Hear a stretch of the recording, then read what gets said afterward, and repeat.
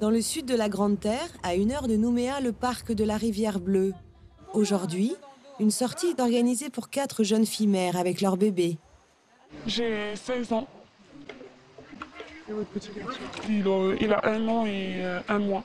Nous, les jeunes mamans, on se fait trop viser par les vieilles de chez nous. En fait. Quand on est enceinte, quand on commence à être jeune, on est trop visé par les vieilles de chez nous. C'est mal vu dans la famille, en fait.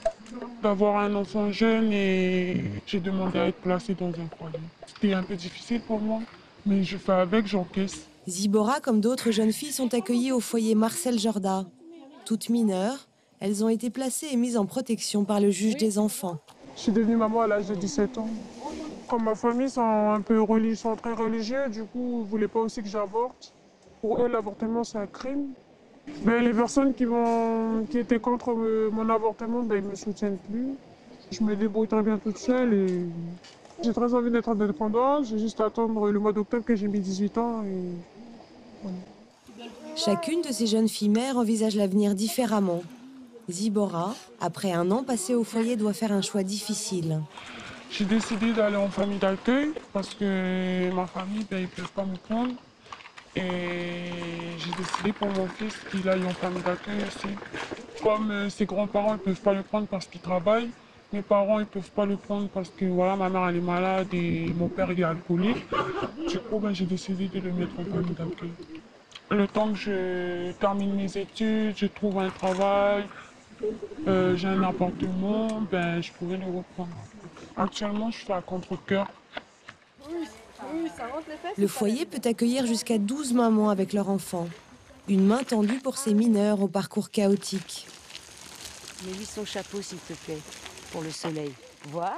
Directrice du foyer depuis 1 an et demi, Agnès est impliquée dans l'éducation et le social depuis 30 ans. Avec son équipe pluridisciplinaire, elle accompagne ces jeunes à plein temps. Des séjours de quelques semaines à plusieurs années. Le foyer maternel est un sas où, selon leur parcours de vie qui a souvent été accidenté, elles se posent un moment, elles prennent le temps de se reconstruire. Et puis parce que la plupart du temps aussi, elles ont des enfants, on les accompagne, on étaye toutes leurs compétences autour de ce qu'elles peuvent faire avec leur enfant et de la manière dont elles le prennent en charge. Je vous surveille comme ça. Je vous surveille comme ça. Tu vas rester avec moi, Poussette. Toute l'essence de notre travail, c'est qu'elles et leurs enfants se sentent le mieux possible. On ne peut pas travailler avec elles si elles ne se sentent pas bien.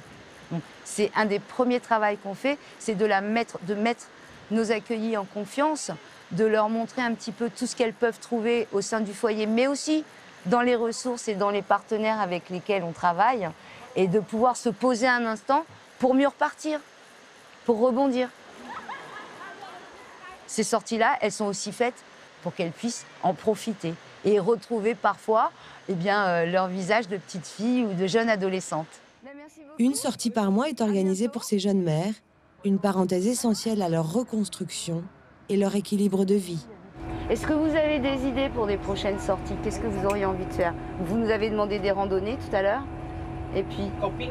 Oui, aller camper là-haut. Aller camper? Dans un... Ici? Ici? Oui, il y a des campings. Ah, vous êtes déjà renseigné, il y a un camping un peu plus loin? Ah bah c'est super alors.